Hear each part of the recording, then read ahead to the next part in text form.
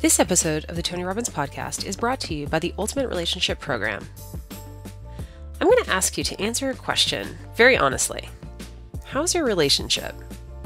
And if you answer fine or even good, then why are you settling?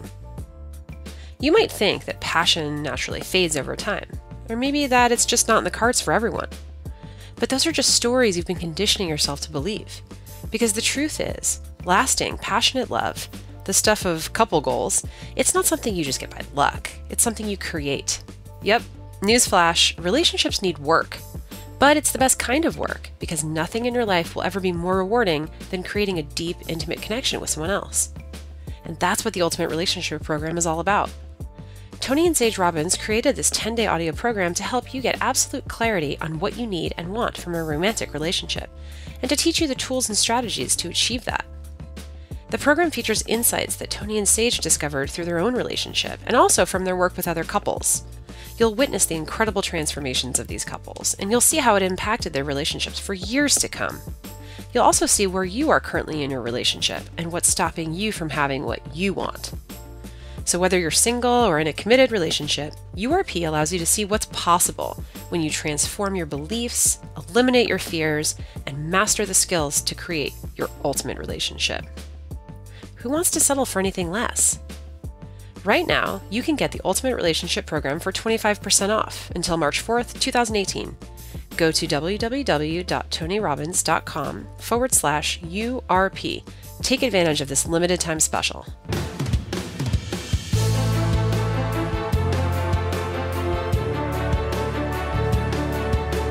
Let me ask you something.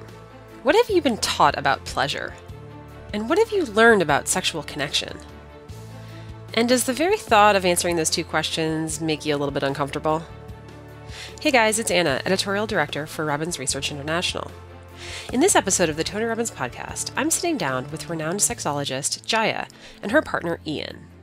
Jaiya is the author of Red Hot Touch and the founder of New World Sex Education, a company dedicated to using education to help men and women get the sex lives they've always wanted. Her mission is to help unleash erotic ecstasy and shift the cultural view of sexuality from being something that's bad, wrong, or shameful to something that's seen as healthy and worth cultivating, and even worth celebrating. You may have seen Jaiya on The Doctors, Good Morning America, Nightline, or CNN. She's also been a guest speaker at Tony's Platinum Partner events. Today, we're exploring the ultimate language of connection, passion, and sexual satisfaction, which Jaiya refers to as the Erotic Blueprint. Jaiya created the Erotic Blueprint framework to help you discover your personal map of arousal and how you can understand yourself and your partner on a deeper level than ever before. Because it's not just about being able to communicate what you need, it's about speaking the same language as your partner and learning how to honor and fulfill their needs. That's the path to connection. And it's the way to open up new possibility for seduction, enticement, and a deeper level of intimacy than you've ever experienced before. Hello, Jaiya and Ian. Welcome to the Tony Robbins Podcast. We're so excited to have you. We're so excited to be here. Super thrilled to be here. I'm very excited. So I'd love to start off by having you explain to our audience this unique concept that you have about the erotic blueprint. What is an erotic blueprint, and why is it such a critical part of the foundation for any healthy sexual relationship? The way that I see it, each person is wired a certain way erotically. And so a blueprint is a map of how you're turned on, how you receive pleasure. And what we found I've been at this for 2 decades now, what I found over time is that each person is really unique in that map, but yet there's still similarities so that we can categorize things. There are 5 main blueprint types that a person may be, or a combination of those types that they could be. And I'll go into each type here in a little bit, but just a little bit about a background as far as how I discovered this is that I have a very unique profession, and I get to work with people in a very intimate setting in an intimate topic of sexuality. And over the years of working with people on various challenges of not being turned on, not being attracted to their partner, having difficulty with shame around sexuality, I started to notice these patterns and these different categories, and to help people really map out their eroticism so that we can speak, we can know what satisfies us, and then we can speak to each other in an honoring way. We don't talk about sexuality. And so therefore we don't have this information that helps us really to honor one another, to turn each other on, to find full satisfaction and pleasure, and to ultimately connect on a much deeper level, because we know who we are, we can communicate who we are, and our partner can have compassion for who we are if it seems like we're incompatible in the bedroom. And I think compatibility sexually and saying we're incompatible is a myth. I can talk about that more too. Yeah. So the idea that this is something that people aren't necessarily talking openly about, is that an obstacle that is really the first thing to overcome, to sort of start the conversation around it? Yeah, I'd say that we are afraid to talk about sex, and yet we're always learning about sex. So from a very early age, from early on, we are learning about sex. I ask people in audiences all over, I'm like, did you get a sex education when you were younger that was good, that was positive? And very few people raise their hand. I'll have audiences of 1,500 people, and one or two people will raise their hand. You did learn about sex. And I want everyone listening just to think about, what did you learn about sexuality growing up? Was it to be silent? Was it that it was bad, that it was wrong, that your body was bad, that it was something to be ashamed of? What did you learn about pleasure? What did you learn about relationship growing up? Because all of this ties into our sexuality.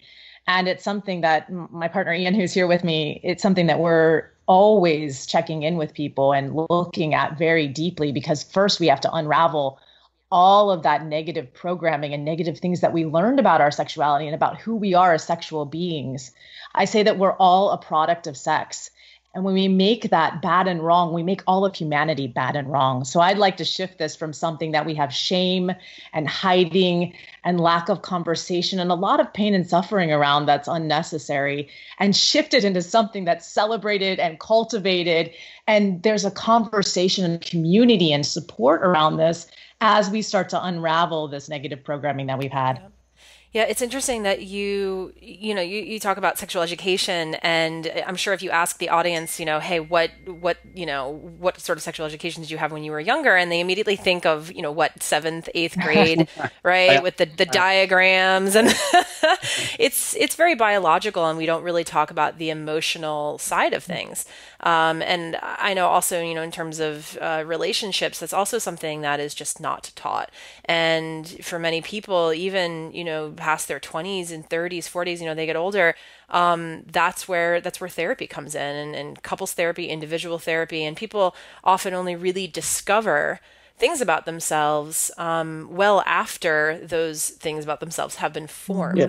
So it's interesting if we sort of attack this problem at a younger age and earlier stage. It really helps people not just become more true to themselves, but gives them the tools and strategies, and that's what Tony is all about, right? The tools and strategies to take control, to not just become a passive participant in their sexuality, but to really help it take shape. Exactly. So it's really interesting. Yeah. And you're giving people, and not just the tools and strategy, right? You're giving them the words, right? The vernacular in order to be able to talk about these things.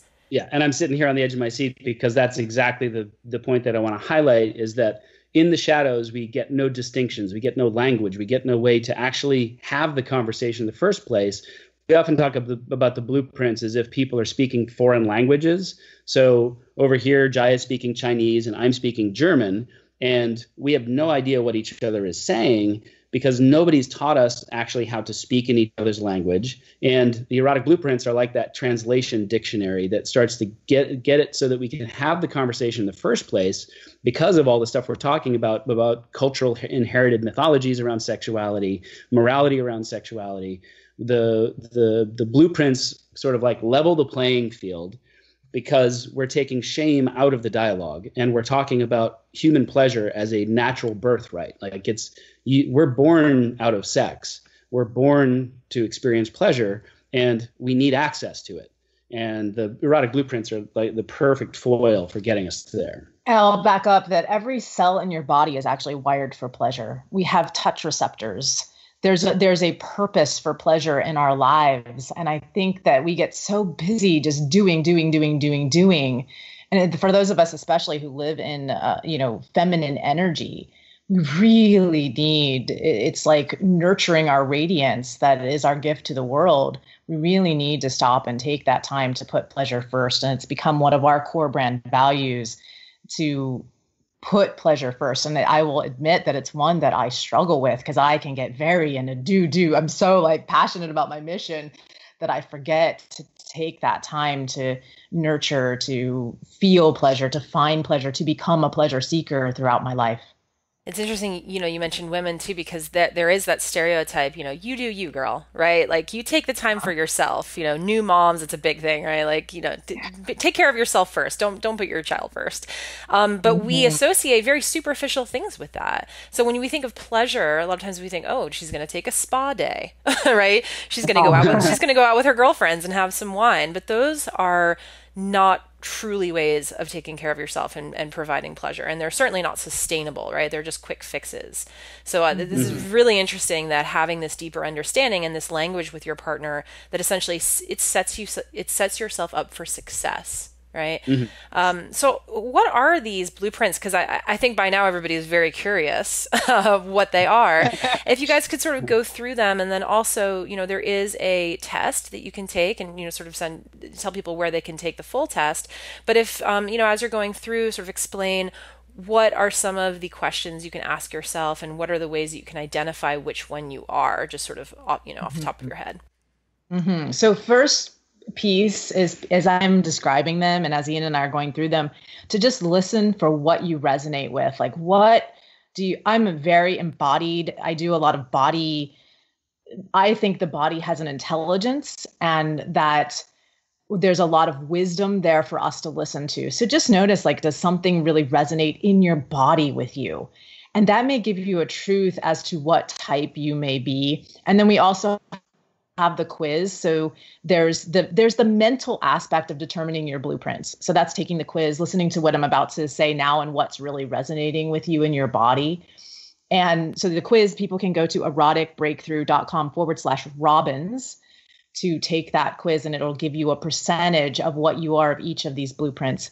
But I believe the best way to actually determine your blueprint is to get really hands-on with seeing what your body has to say with different kinds of touch. And I can go into that a little bit more as we dive deeper into first discovering mentally what we think we are, and then maybe being surprised by what our bodies say. And so I'll go into that a little bit later. Great. So let's start with the first one, which is energetic. And the energetic blueprint is turned on by tease, lots of space, anticipation, and yearning. They like to long. And energetic has a lot of orgasmic superpowers. So on their positive side, they can have orgasms without even being touched. The wind could blow right across their skin, and just the deliciousness of the energy of the sun, something like that, could be, because they're so sensitive, they could go into a lot of pleasure with very simple things that we may not think of as sexual or erotic. So Jaiya is an energetic, and energetic is not my primary. I've really developed my energetic. And it's, for me, standing on the outside of being with an energetic at the beginning, it's kind of like mysterious and Jedi Knight stuff. and also a little bit like woo-woo. Like, what is I can stand over here 5 feet away from you and just give you my presence and energy, and that's going to create an orgasmic response in you. Or if I come too close too quickly, that short circuits you and has it so that you can't drop into your pleasure. So the sensitivity of the energetic is one of the primary things that really gives away that you may be a primary energetic. Mm-hmm. And so if you're not having the Oh, go ahead. Oh, I was going to say, I'm glad that you said that you're there with your presence, because I think that the overly simplistic way that people might think about this when they think, oh, someone who has, anticipation and longing, is hard to get, right? Like somebody who holds back and plays hard to get. And that's, but I want to be very careful that people don't assume that that is what you're talking about, because it is not about removing yourself and detaching yourself, and that person then wants you more. It's about being there, right, in a certain way. So I wonder if you could sort of help us make that distinction, because I think that's really important to make. So as a very fundamental note, one of the things that we constantly stress with people is that presence is actually probably the primary sexual skill. The awareness of what's happening in your own body, but also awareness of what's happening in your partner's body. And awareness of the energy, especially for an energetic, between the two of you. So the presence is actually key to this connection.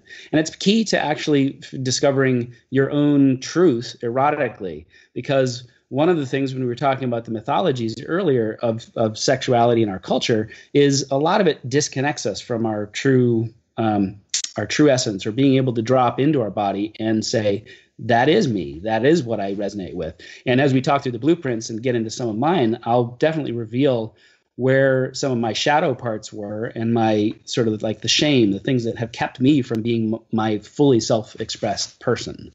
And I'll say here, each blueprint has a positive side and a shadow side. And so the positives of the energetic they are so hypersensitive, but that can also be on the shadow side, is that they can get so overwhelmed and flooded with sensation that they short circuit. And maybe those of you listening who might resonate with this, it's like you're in the throes of something really amazing. And then as soon as it starts getting physical, or as soon as it starts getting like really heightened, or the arousal's really high, all of a sudden it goes to zero. And you're like, what happened? Where did all the arousal go? Just body shuts down because it can't take the energy. And in men, this could also show up as premature ejaculation, or like their body just can't take it and they short circuit and the arousal goes away, or their body does something to, like having a quick orgasmic, like a genital sneeze, that then it just shuts off all of the pleasure. And so one of the things that I tell myself as an energetic is, how much pleasure can I stand? And I challenge myself to expanding my capacity to receive pleasure. Another shadow side of the energetic is that we can get, you talked about, like, this isn't about withdrawing your energy, but some of us can get icy and withdrawn. And a lot of times it's because we don't know how to honor our own boundaries and to speak up about our own boundaries. We feel so much. And so we may feel like, oh, if I speak up my boundary, I'm going to hurt my partner. And so we get afraid to say, you know what, I just need a little bit more space, or, you know what, I need to pause right now so I can feel more.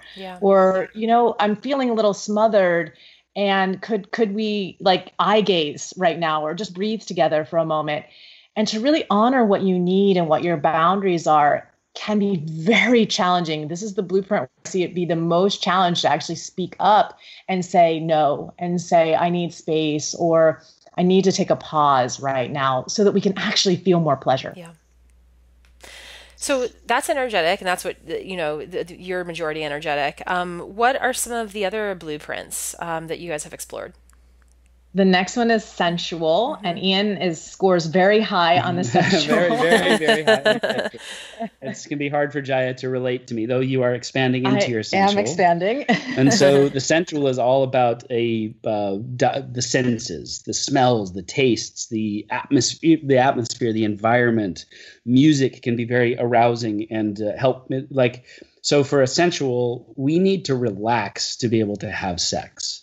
Or to start open to our own pleasure. So if there's the shadow side of that would be like, if there's something undone, the room's a mess, the music's not the right volume, I've got a list of to-do items and I'm trying to drop in, but I just can't connect. That would be a shadow side of the sensual.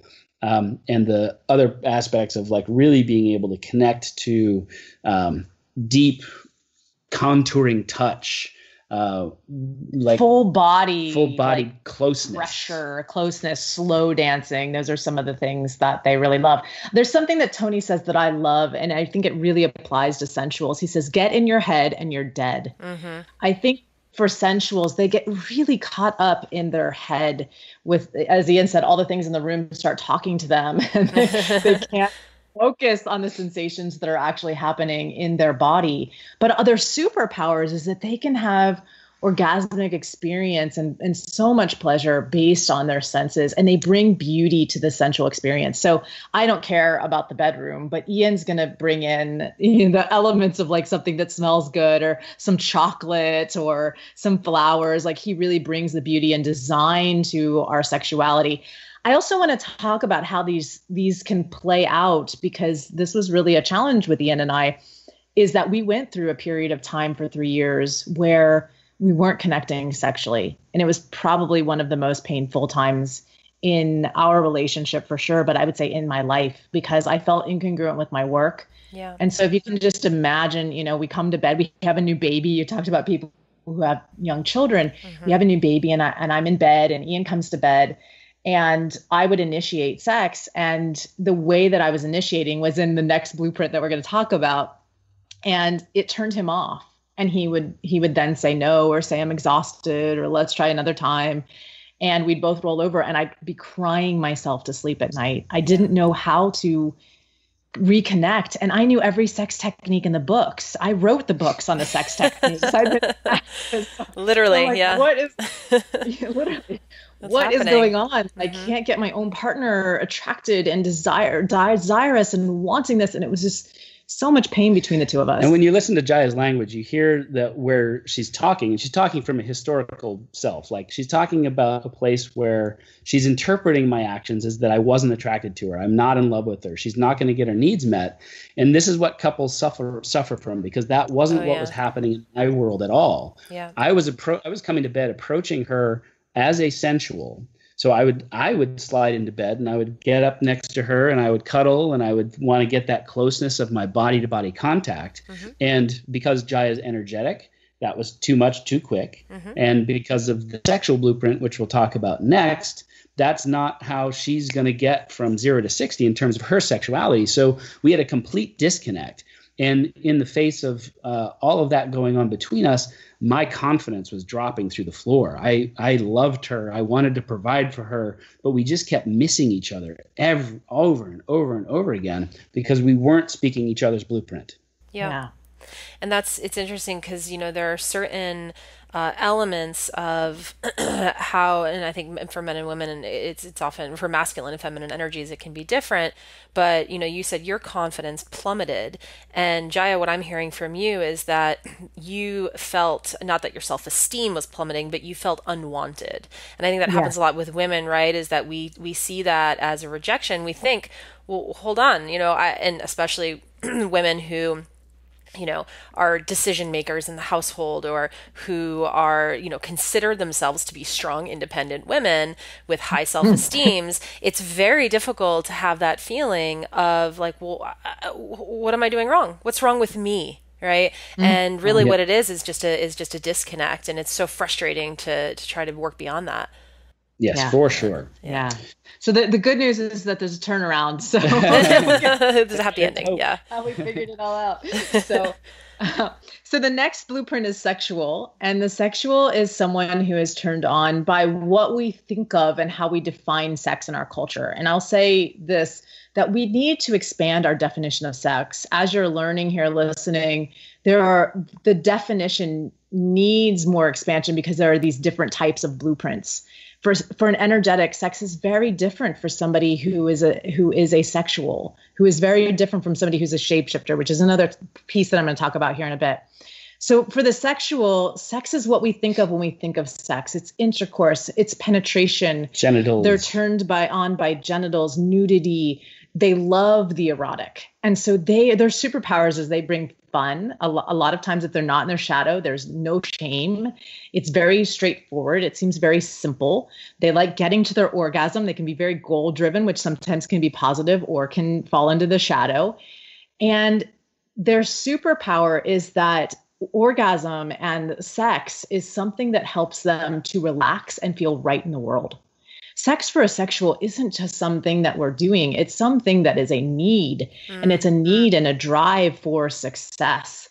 If I am not getting enough sex, I feel like I'm shriveling up, like I'm not successful in the world. I feel like it just gets really hard for me to feel relaxed. It's like my anxiety level raises if I don't get that connection of the physical act of intercourse and penetration and orgasm. And I can share it like gets very food or difficult water. in our Yes, it's like air, food, water, air, and it gets very difficult in our relationship when we hit those thresholds and those periods of time when Jaiya is not getting that need fulfilled. Mm-hmm. Yeah. And so the shadow side of it is that we just don't understand that it could be any other way. Like it's there's a little bit of selfishness in it of, well, it's so easy. Slot A goes into slot B. You do the thing. It's like you have an orgasm. Yeah, let's not overcomplicate things.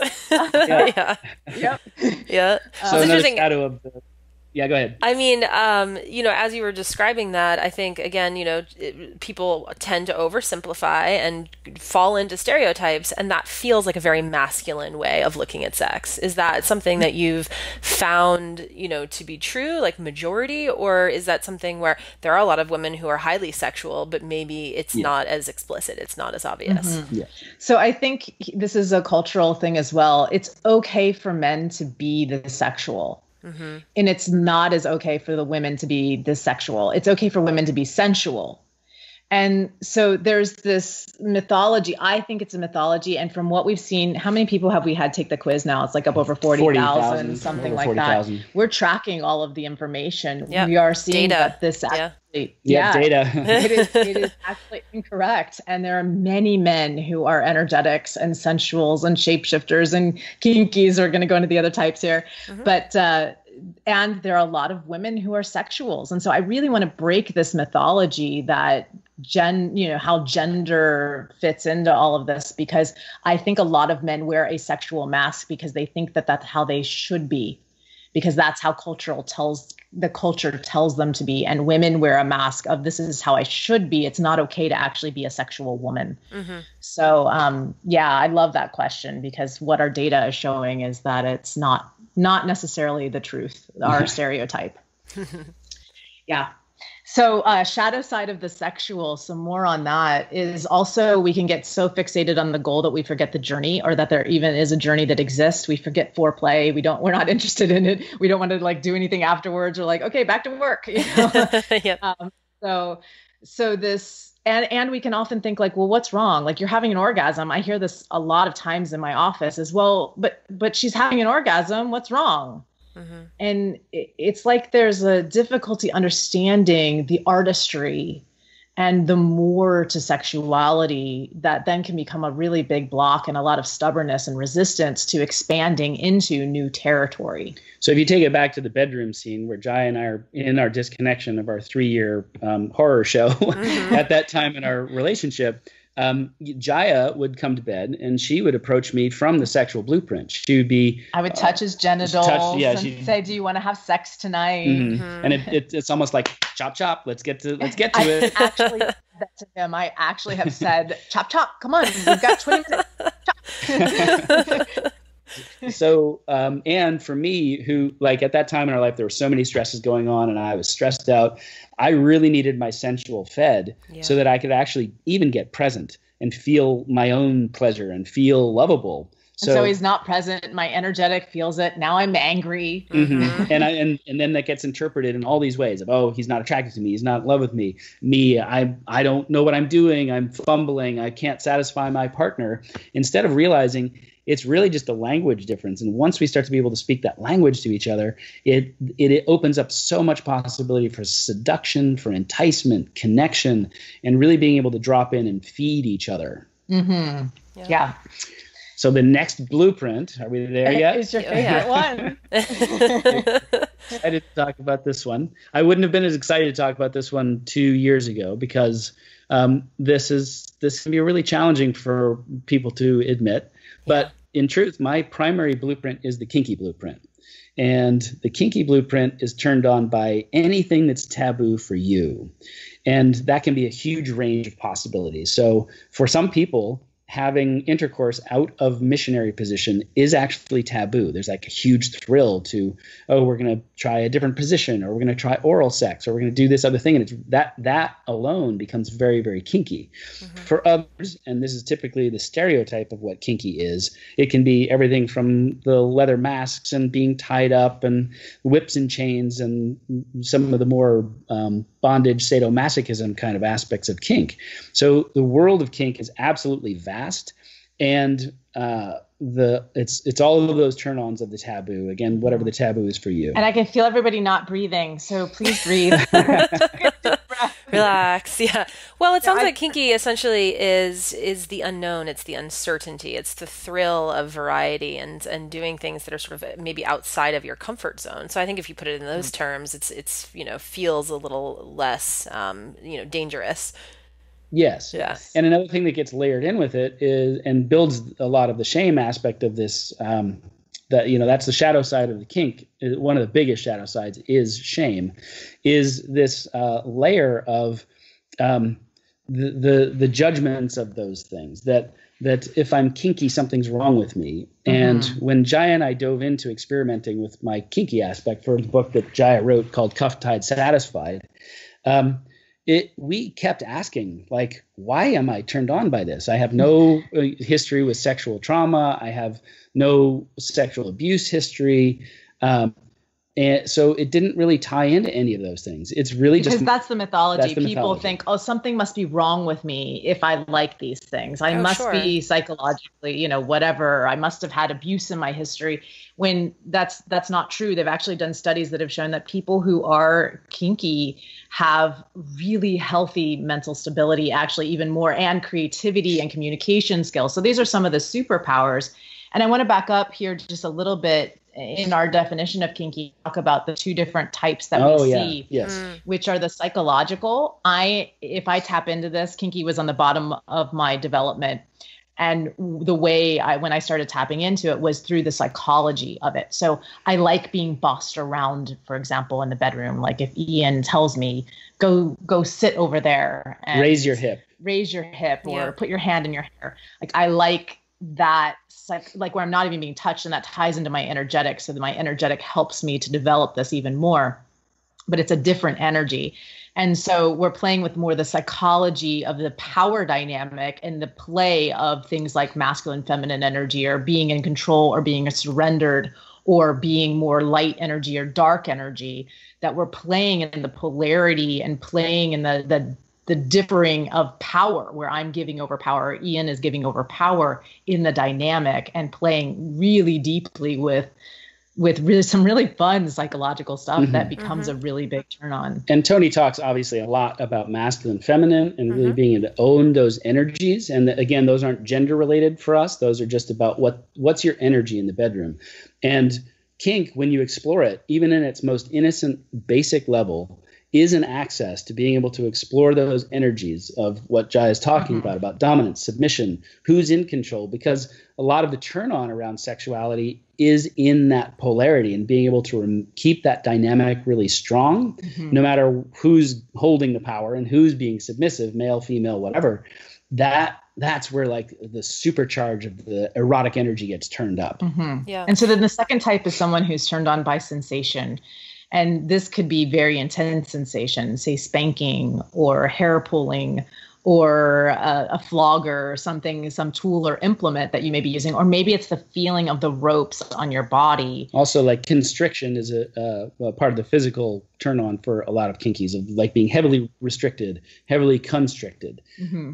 And that's Ian's main thing that we discovered, was he really loved the sensation of the ropes and the play of being bound. And being able to play with that and that dynamic and learning the skill sets to do that was a huge game changer in our relationship, because I felt before discovering that he was very deeply kinky, I felt like I couldn't turn him on. Like the sensual was one thing that was a lead in, but when we started tapping into his kinky, I saw turn on in his body like I'd never seen before. And this whole time I'm thinking it was me. And now I'm like, oh, it's so easy. All I have to do is get out some ropes, lay it on the bed, leave a little note that says "for tonight," and we've got instant turn on like I've never seen before. And it was so simple, but it was it wasn't until we recognized it and discovered it and talked about it, even talking about it can turn Ian on. Just like setting up what are our agreements around the container of consent in a session or scene that we're going to do that ties in the kinky can get him so aroused that we don't finish the conversation.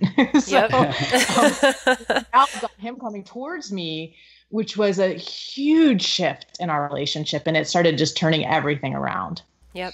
It's interesting how you combine several too. You know, the physical kinky with sensual, you combine those two things together and you get that sort of custom scenario that you know is going to turn him on. And for you, right, exactly, combining energetic and sexual, that also lends itself to a clear scenario. So it's almost like, you know, by sort of mixing and matching the different parts of you, you can come up with some solutions, really. Yeah, you're tapping into advanced work here. Because, you know, if we had several hours, we'd parts to get to a thing that we call blueprint stacking, which is this exactly what you're talking about. Because we know we're not all just one of these blueprints. So it's the ability to weave that together to make this incredible, turn on for your partner or for yourself, and knowing yourself well enough that you can actually ask for getting your needs met. It's a hack into our sexuality. It's a super hack. For sure. Yeah.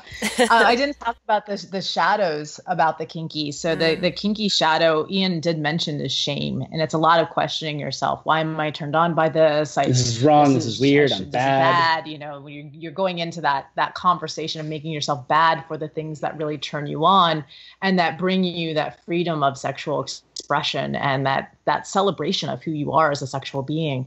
And then another piece is when there's a lot of shame and a lot of hiding, you can have something that's a turn on that turns into kind of a neurosis, or it turns into like you get so fixated on it, it becomes your only route to pleasure.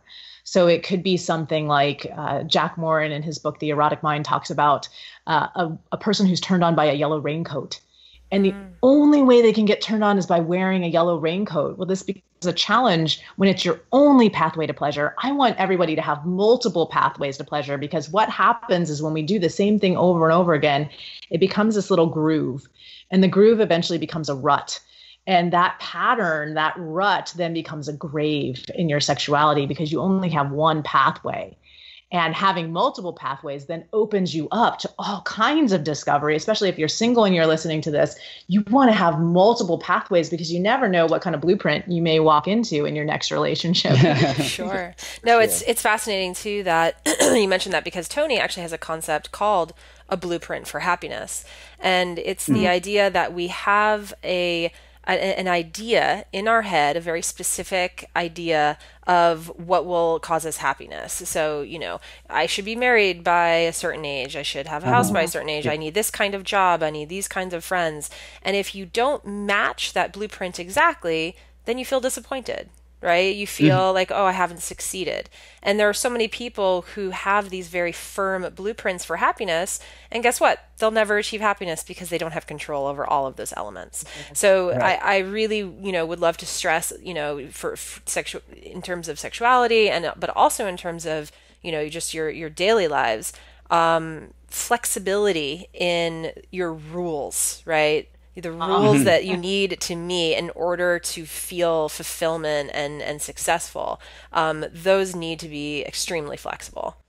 And that brings me to a point of our blueprints show us, if anything, where we're limited and where we're inflexible. So I love that you brought that up, because there are 4 key things to working with our blueprints: learning how to feed your blueprint so that you are actually fed and then resourced and can give more, and also feel, you know, you're more satisfied in life throughout life. Speaking the blueprints as if they are different languages. What are the words that you use, the body language you use to honor someone's blueprint, healing the shadows of the blueprints. And the last piece is learning to expand yourself so that therefore you are able to give and receive in each one of the blueprints. And I'll say this is an ongoing journey.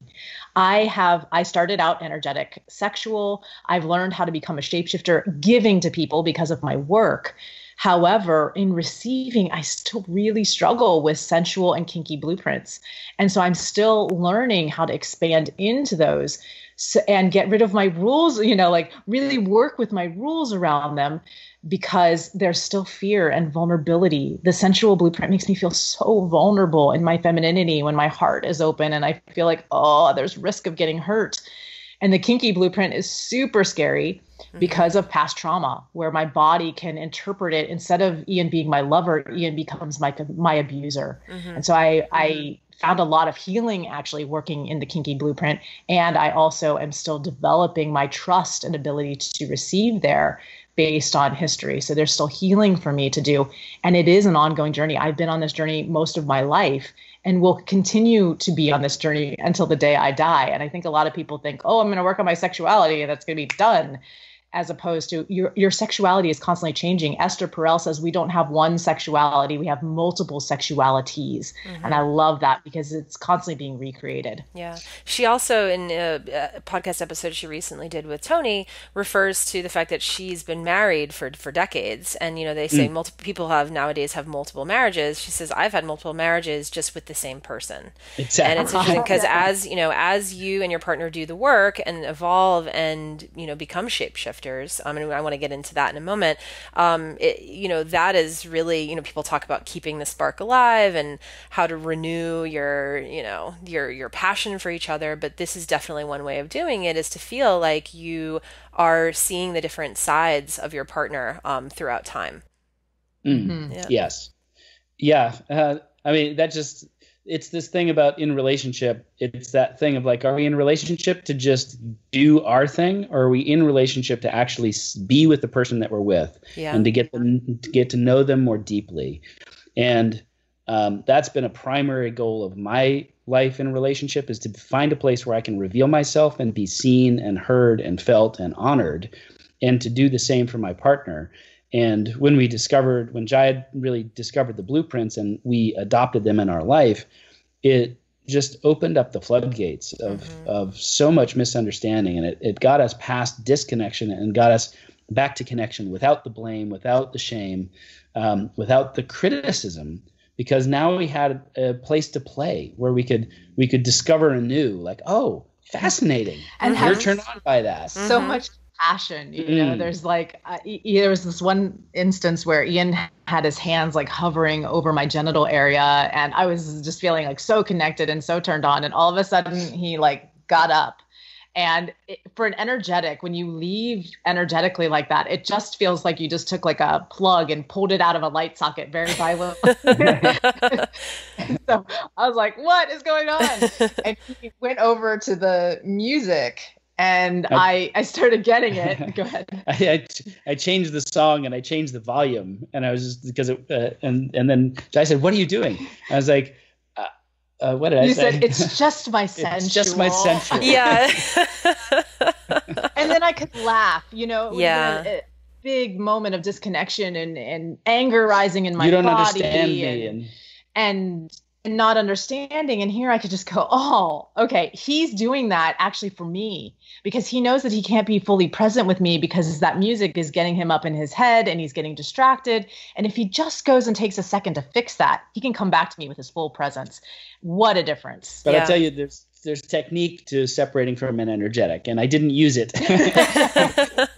That's where my skill level could have been much better. You just said one word, you said it's my sensual, and she immediately understood. And I love how, there's so many opportunities for miscommunication in couples, and you sort of, you headed it off at the pass. Right. And didn't allow it to escalate. And for, and when you're in your head, you're dead. Right. Like when people, their mind spins, what's the possible reason why we are disconnected? I mean, that's the scary stuff.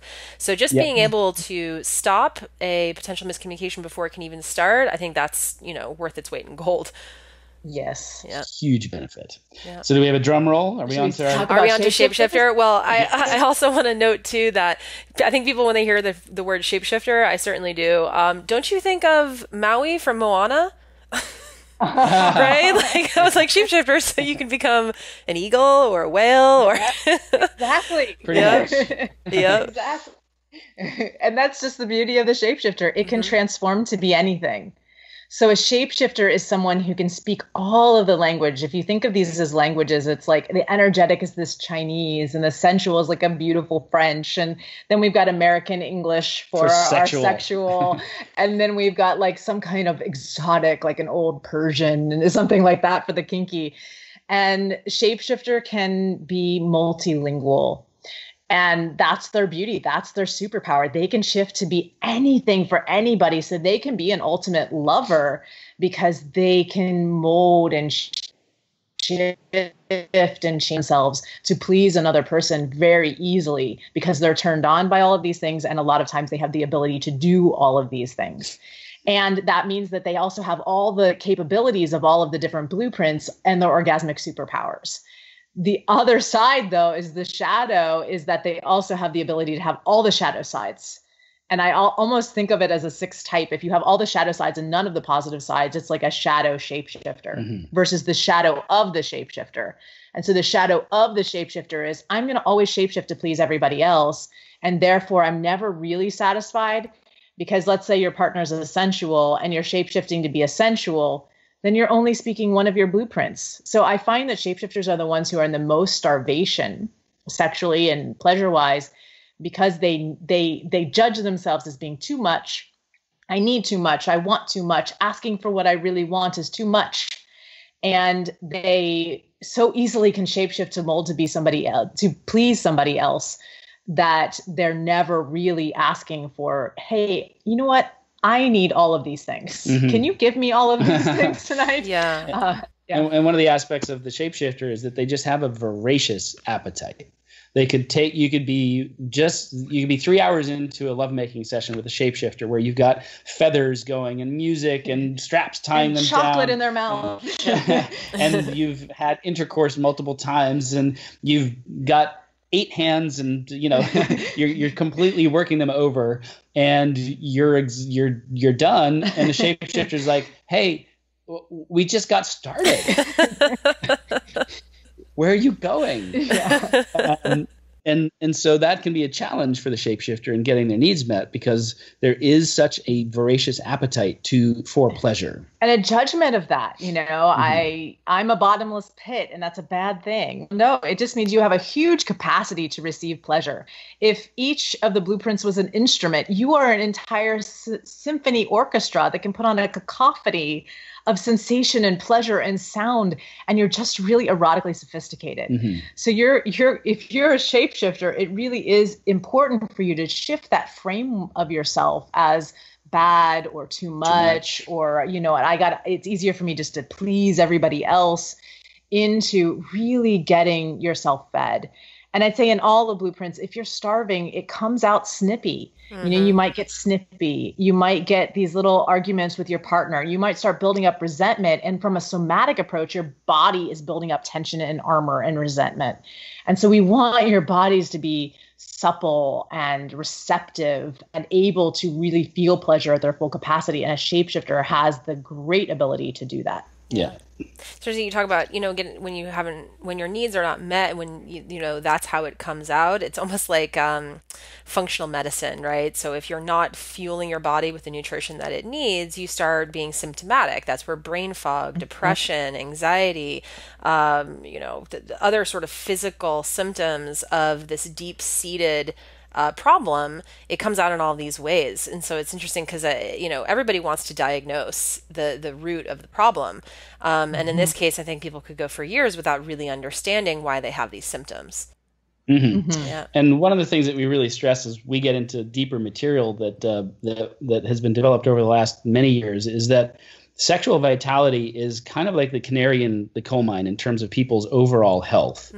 When there's erectile dysfunction, when there's depression, when there's these other symptoms like you're talking about, heart challenges. There's a lot of this can be tied back to the actual connection to your sexual vitality and your sexual health, because sexual health has to do with hormone health, your bioenergetic health, your physical health, and the relational health, the emotional health that's going on in all of your relationships, and of course your primary sexual relationships.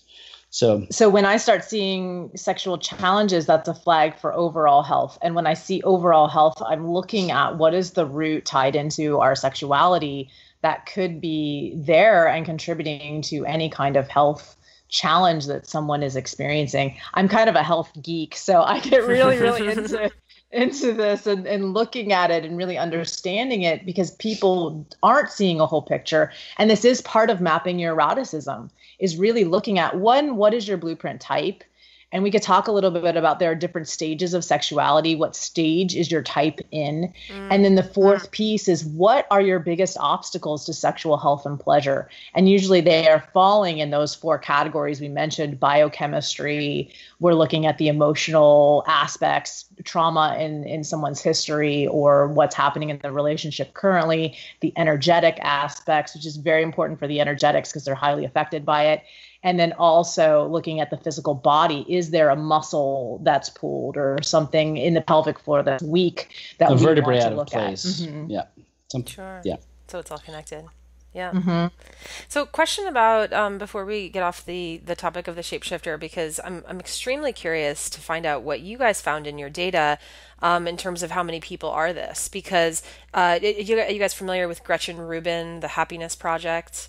No. A little bit. So she's somebody that we also have interviewed, and she has an assessment test that talks about types, of course, and one of the types in terms of how you meet your inner expectations versus how you meet external expectations is something called the obliger.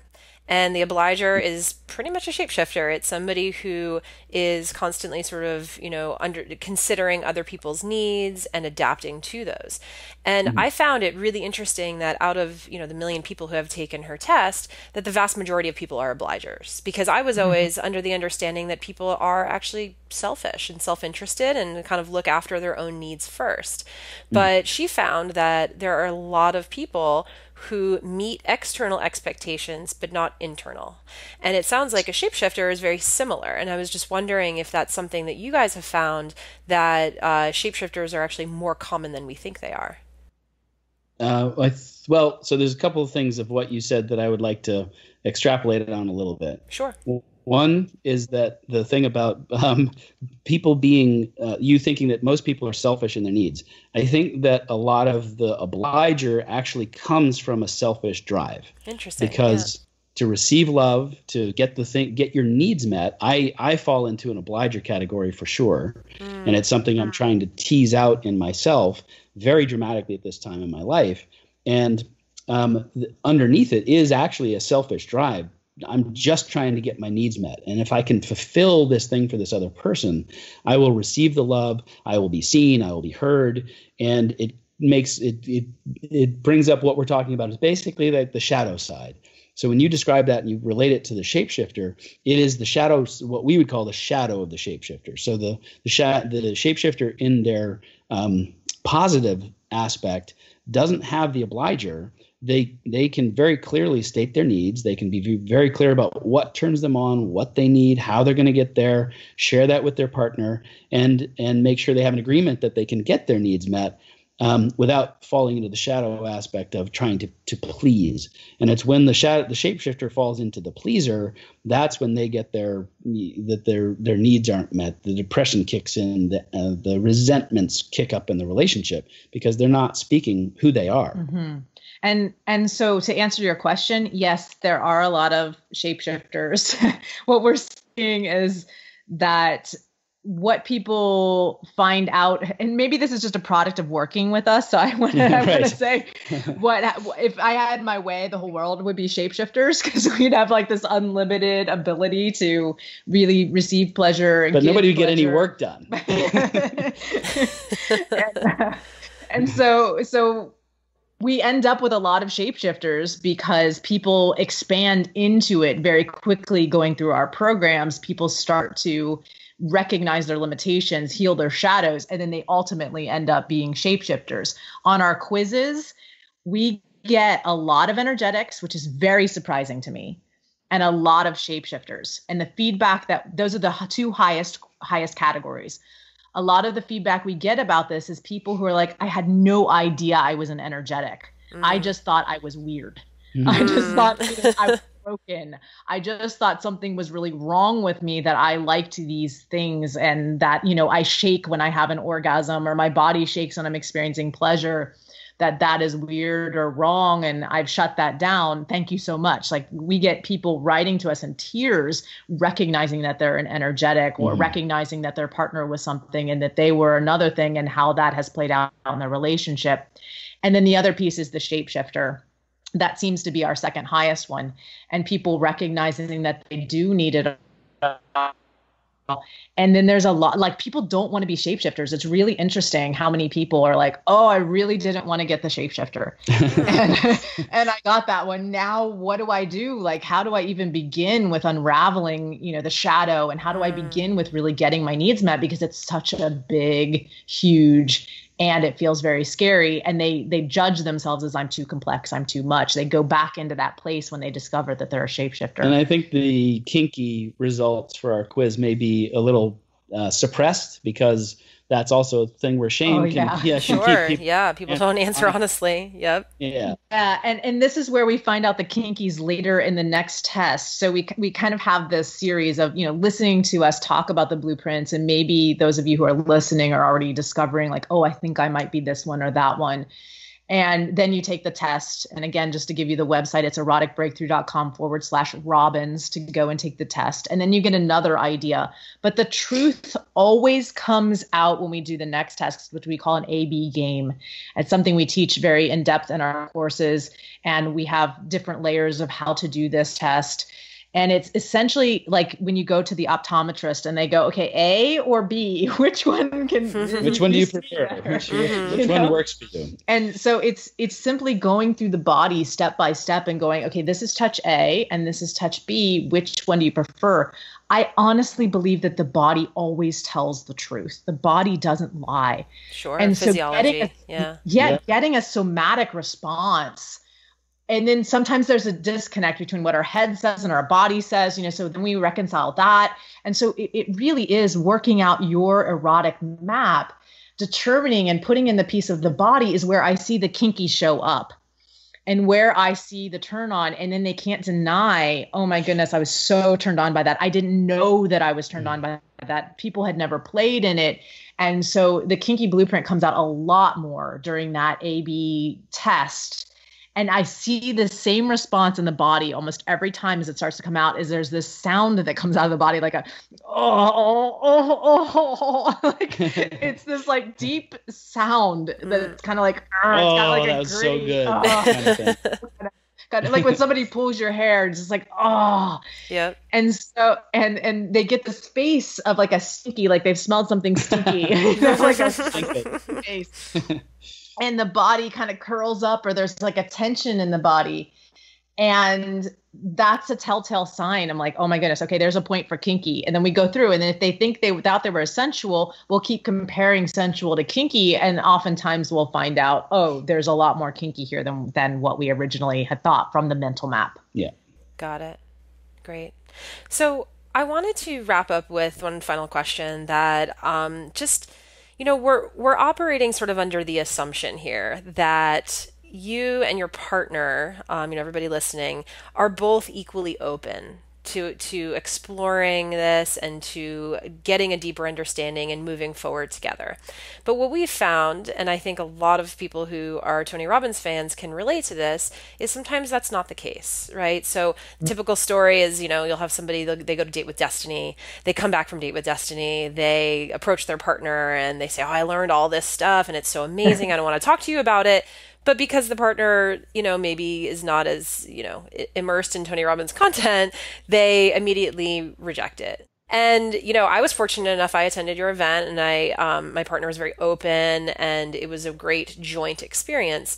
But what advice would you give to somebody who's listening now, who this really resonates with, and they want to bring it back to their partner and they don't know how? What are some small steps that they could take? Say even to the extent their partner doesn't want to take your assessment test, right? What are some things that they can do to sort of break the ice and at least start the conversation and get the ball rolling in that sense? Because I think this is a challenge a lot of people are faced with. Let me give a don't first. Yep. Great. Yep. don't content dump on them. So what I mean by that is like, don't go home and like, I learned this type of blueprint, blah, blah, blah, and here's this one, and this, like that. Which is hard not to do because you're so excited, right? Exactly. Yeah. Right. You want to share everything you learned because it makes you, it expands your world. Yeah. Mm-hmm. Yeah. But then the other person, it can create paralytic fear for the other person. Yes. Like, oh God, what does that mean? Now is something wrong with our sex life? And I'm not satisfied in this relationship, and what's wrong, and I don't want to deal with it. Yep. Spinning mind. Yep. Yeah. So one of the things to start with is just a lot of appreciation. So here's a do, is just a lot of appreciation for what you love about your relationship, and do it authentically. We have a coach, her name's Kristen Sweeting Morelli, and she says receiving. We talk about gratitude and appreciation, but really what you have to do first is receive all that your partner has done for you. If you're coming to them out of a place of lack, or like, I need to change this, or like need to change, like a hunger kind of thing, it doesn't work as well as if you come first with your heart filled with receiving all that you've received in this relationship, like really feel it in your heart. And then you can go into the gratitude and the appreciation from a really heart open place. I've been doing this exercise that Kristen gave us recently, where I just take like a sponge, and it's like I'm kind of clearing out my heart, all the little crusties or all the little things or all the little resentments. And I just energetically, it's perfect for energetics, kind of clear it out. And then I'm able to come more with an open, appreciative place. And so it might look like something like this. If I were talking to Ian, it might be like, Ian, I really appreciate how much you give to our relationship. And I love so much every time we connect physically and sexually. And I just really want to take our sex life to the next level. And I'm wondering if it would be okay with you if I shared with you something I just learned that I'm really excited about. Because that would provide me with just so much feeling of connection with you, and a feeling like we're really a team. Not saying that we're not a team, because I really feel like we're a team, but I just feel like it would take it to the next level. And the distinction of something, the word that Jaiya used there, of what that would provide for her benefit. Yeah.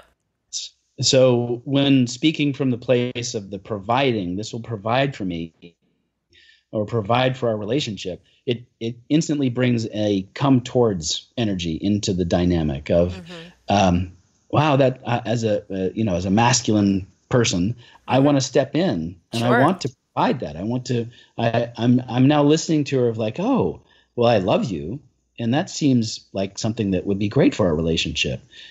So that then I'm drawn in, and then there's something for me to do. Like I become a protector of that possibility in our relationship. So that would be, that would definitely be one thing. And then other aspects, we're talking about them here in what we've already shared, but it's also being very clear to be non-critical, because stepping into this journey of sexuality is pretty unique. Like open sexuality, like really expressing yourself in your relationship, is pretty unique and pretty frightening for a lot of people. It's murky waters. So having the compassion really forward for your partner, yourself, and all your little parts that are really scared that you're going to lose love. And, it's scary. And that's something I may even say to my partner, if I can really tap into my vulnerability to say, you know what, I'm really scared right now to bring this up with you. And I just really appreciate your presence, and I really love you, and there's nothing you've done wrong, but I'm feeling scared. Could you sit with me for a little bit? And would this be a good time to reveal? I was going to say giving the option and the opportunity to provide that feeling of comfort. No, I think that's a wonderful approach. And so you don't abandon your own needs in this situation at the same time. If you use that presence again, if you're noticing that there's tension, you could call it out. You could say, hey, this might just be my hallucination, but I'm noticing I'm thinking maybe you're feeling a little tense because I see your shoulders raising. And is that the case? And could you share with me about that? What's going on with you? And also, if it's clear that it's not the right time, would there be a good time that we could talk about this, so that you're honoring their boundaries, protecting them while you're trying to open up a whole new kettle of worms in where you want to take the relationship. Mm-hmm. And always remembering that if they do come back with something that is really intense, if they come back with, well, you never take out the garbage, or why would I want to do this? After 20 years of not having sex with me, now you want to fix this? Yeah. That if you can stay, like, notice if you get triggered, like, notice the tension in your body, notice that you may want to reveal that that's happening. And if you can really tune into the compassion of they're scared, what is the true emotion, and get to the core of that, and not the words that they're saying, because it's never about the trash. It's never about the sex. It's never really about these things. What it is about is usually an old artifact that core injuries is a core thing from childhood, from parental upbringing. And that is oftentimes what's at play in our relationships. We tend to attract people we like to work on these things with. I'll add one more thing that is coming to me right now, which is we actually have a philosophy that it takes one person in the dynamic to completely transform the relationship. Mm-hmm. So let's say you come and you introduce this to your partner and you're getting nothing but resistance. Well, at that point, it may be time to take the leadership role and simply become as deeply immersed and educated in the distinctions, in understanding your partner, even if they won't tell you what they need or want, of how to feed them, mm-hmm. so that you can begin to feed them, so that they can start to be acknowledged and appreciated and seen, and so it starts to be down-regulate their physiology, mm-hmm. and they start getting their needs met, and they start opening, like the heart begins to open, the opportunity and the possibilities of deeper connection start to open. And we've seen people effectively take this in their relationship without ever having one of these overt conversations, and their sexuality in their relationship is completely transformed. And this is the turnaround that happened for Ian and I, was that I made a decision without even telling him that I was no longer going to blame him. I was no longer going to resent him. I was no longer going to do this. And I was not going to tell him. And for one whole year, I was going to be 100% all in shifting our relationship without even telling him or having a conversation or enrolling him in anything. And I remember that October, because I decided this in January of that year. I remember in that October, we were out on a pier in Jamaica. Our relationship had radically transformed. There was a lightning storm out in the ocean, and we were actually on a bed on the pier at a restaurant where they're serving food on the bed. And I told him, I said, have you felt anything different? Because our relationship at that point was just so sky high. Yeah. Is there anything different? Have you noticed anything different? He's like, I have. What have you been doing? And I revealed to him that I made a commitment to spending an entire year working on myself and working on the relationship, but not telling him one thing or actually asking one thing of him, and not blaming or resenting him for any of the past. And that was the major turnaround. I love that. I mean, that's incredible, because I think so many people think, it takes two, but the idea mm-hmm. that you do have control and you do have the ability to make those shifts in behavior and, sort of it's like feeding a starving person. They don't realize they're starving until they get those small bites of food, and then all of a sudden their appetite is voracious. I think that is, an incredible thing for our audience to hear, because sometimes people might feel, I can't do this alone. There's nothing I can do. There's nothing in my power, but there actually is. And I think this is a great example of what they can do to get started. Mm-hmm. Yep. And the other thing is that if you've got years of resentments or years of not even having the ability to have a conversation about this, and you're having an expectation, Tony says something about expectations. There's trade your expectation for appreciation, and your whole world changes. Exactly. Mm-hmm. Yeah. So that's part of the structure, is like, if you're going in with the expectation that just because you learn this new thing, now all of a sudden your partner better get on board, mm-hmm. you're probably in a world of hurt. You're asking for a world of hurt, because you've spent all this time to create the issue. Now it's time to unwind, and the unwinding takes time. Yeah. Wow. Jaiya, Ian. I feel like we've just tapped the surface. But I think that we've given our audience plenty of things to think about. Again, it's eroticblueprint.com/Robbins to go take /Robbins. /Robbins. Eroticbreakthrough.com. I thought I heard you say something different, but Blueprint, breakthrough. eroticbreakthrough.com/Robbins. Great. Wonderful. Well, thank you so much. This has been absolutely enlightening. And I encourage everybody to, take the next step to take your relationship and your sex life to the next level, using this blueprint from Jaiya and Ian. Thank you so much. It has been our great pleasure. Yeah, it is an honor to be able to speak to everybody who's listening to this. And may the words that we have shared with you be the seed that creates total transformation, much more passion, and much hotter sex. Yes. Amen. Amen. The Tony Robbins Podcast is directed and hosted by Tony Robbins. Anna Yoerg is our editorial director and occasional host. Our executive producer is Carrie Song. Jamie Carvajal and Adriel De La Torre are our digital editors. Special thanks to Mary Buckheit and Diane Adcock for their creative review.